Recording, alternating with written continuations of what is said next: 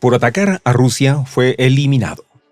El mayor Oles Matveev, subcomandante del tercer batallón de asalto aéreo de la 80 Brigada de las Fuerzas Armadas de Ucrania, sucumbió en los campos de Kursk, en un terreno ya imbuido de historia y de sangre derramada. Como un espectro que se alza del pasado, la región de Kursk volvió a ser testigo de un enfrentamiento entre fuerzas que batallan no solo por la tierra, sino por la voluntad misma de sus pueblos. Matveev, nacido en Chernivtsi, en el oeste de Ucrania, había servido al ejército ucraniano desde febrero de 2022, cuando el conflicto entre Ucrania y Rusia llegó a su apogeo. Había visto el fulgor del combate desde muy temprano, siendo testigo de la descomposición que empezaba a corroer las filas ucranianas.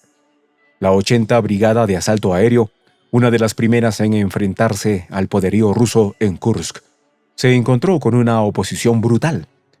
Lo que comenzó como una ofensiva bien estructurada se transformó rápidamente en una retirada caótica, una maraña de confusión y desesperación que ya había comenzado a materializarse semanas antes. Los detalles, a continuación.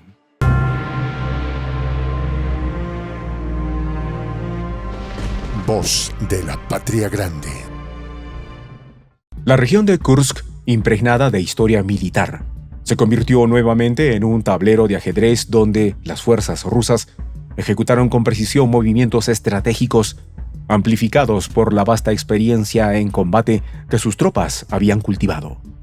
Las operaciones rusas no eran producto de la improvisación, sino de una táctica profundamente arraigada en el conocimiento del terreno y el control exhaustivo de cada variable en juego. Los reemplazos fallidos de unidades ucranianas desorganizadas y sin familiaridad con la tierra que pisaban resultaron en un escenario ideal para la victoria rusa. Un obituario publicado por el Consejo Regional de Chernivtsi, Matveev fue eliminado. No ofrecían detalles específicos del lugar exacto de su muerte. Un eco vacío en el clamor de una guerra que reclama a sus víctimas sin detenerse. En esta batalla, la velocidad y la eficacia se impusieron como las armas más letales. La crónica militar registraba cómo las tropas rusas bajo el mando del grupo Sever detectaron con precisión el movimiento de un camión ucraniano que transportaba un obús remolcado. En la penumbra de la noche, cuando el silencio apenas es interrumpido por el viento, una letal munición merodeadora Lancet descendió con la furia de un dios antiguo, destruyendo el objetivo con una precisión que parecía casi sobrenatural. El video que registraba este ataque no dejaba lugar a duda. En un instante congelado en el tiempo, el vehículo se movía con un propósito, ignorante de la tormenta que se cernía sobre él. Luego, en un estallido de fuego y acero, fue reducido a escombros. Una prueba más de que la maquinaria rusa continuaba aplastando a sus enemigos con una destreza insuperable. Este éxito no era solo un golpe más en la guerra, sino un testimonio de la creciente superioridad que Rusia estaba consolidando en cada rincón de la región de Donetsk. Las palabras del secretario de prensa del Kremlin, Dmitry Peskov, resonaban con una firmeza incuestionable. Debemos asegurar a nuestras generaciones futuras. Debemos garantizar su seguridad, decía, subrayando la necesidad inquebrantable de que la operación militar especial se extendiera hasta cumplir todos sus objetivos. No se trataba de un conflicto cualquiera, sino de una lucha por la supervivencia. Una guerra por el futuro de una Rusia decidida a no ceder ante las presiones externas. Matveev, un hombre que había ascendido en las filas del ejército ucraniano, se encontraba al mando en un momento crucial para las fuerzas de su país. Sin embargo, su habilidad se vio superada por la embestida de un enemigo que comprendía las reglas del juego de la guerra como ningún otro. Su muerte en los campos de Kursk no solo fue el fin de una vida, sino un símbolo del debilitamiento ucraniano en una ofensiva que había nacido muerta. La situación en Ucrania, como indicaban diversos informes, revelaba las grietas profundas que corría por las venas de sus fuerzas armadas. falta de organización, escasez de entrenamiento adecuado y una sobredependencia en tropas novatas. Condenadas al fracaso en terrenos desconocidos, llevaban a la desintegración de las líneas ucranianas. Esto no era una simple guerra de números, sino una batalla que dependía del conocimiento profundo del terreno, de la historia grabada en cada roca, en cada colina. Mientras tanto, en el horizonte estratégico, las tropas rusas avanzaban hacia Krasnoarmeysk, un bastión logístico crucial para las fuerzas ucranianas. La caída de esta ciudad, predecía algunos analistas, podría ser el golpe final a las líneas de suministro ucranianas en su totalidad. Una arteria vital que mantenía con vida la resistencia en el este. Las tropas rusas, metódicas y calculadoras, continuaban su avance con cada paso, asegurando una victoria que parecía inevitable. En un giro del destino, las fuerzas especiales rusas de la unidad Akhmat se vieron envueltas en un feroz enfrentamiento con un grupo de militares ucranianos en Kursk. 3 soldados ucranianos cayeron, mientras que otros 3 fueron capturados.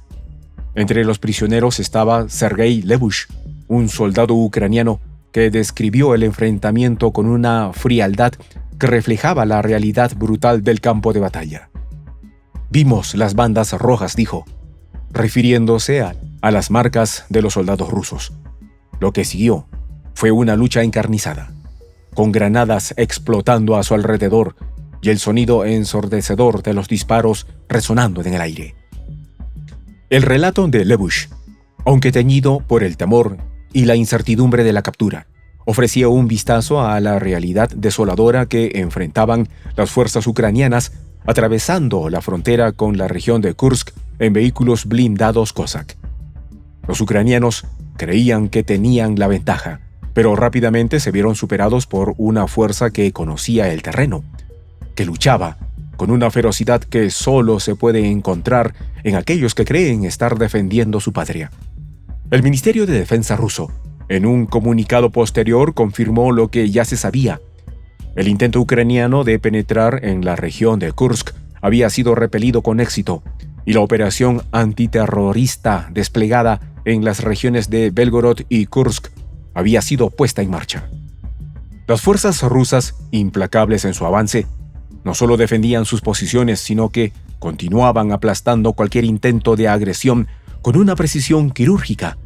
Las palabras de Grigori Karasin, jefe del Comité de Asuntos Internacionales del Consejo de la Federación, ofrecían un rayo de esperanza para aquellos que buscaban el fin del conflicto. La propuesta de Zelensky de poner fin a la guerra en el otoño puede ser factible, señaló Karasin, aunque con una condición clara. Debía hacerse bajo los términos delineados por el presidente ruso Vladimir Putin. Pero como advertía Karasin, la incoherencia de las acciones ucranianas y la falta de una estrategia clara por parte de Zelensky hacía que cualquier acuerdo pareciera una ilusión distante. El eco de las batallas pasadas resonaban en cada colina, en cada valle, mientras el ejército ruso avanzaba inexorablemente, asegurando no solo sus fronteras, sino el legado de generaciones venideras. Y así, en Kursk, donde una vez más la tierra se tiñó de sangre, se tiñó de rojo, el mayor Matveev, un hombre que creyó en la causa de su país, se encontró cara a cara con un destino que no podía haber previsto. Soy el J, Juan José del Castillo, director del canal Prensa Alternativa. Si quieres ser parte de la comunidad de la Patria Grande, suscríbete a nuestro canal. Si es que quieres que te lleguen las notificaciones cada vez que subimos un video, activa la campanita. Si quieres apoyar a nuestro canal económicamente, puedes hacerlo a través de PayPal. El enlace está en la descripción del video. A nombre del equipo de Prensa Alternativa, me despido con esta expresión en el quechua milenario, Tupananchis Kama, cuya traducción es hasta volvernos a encontrar.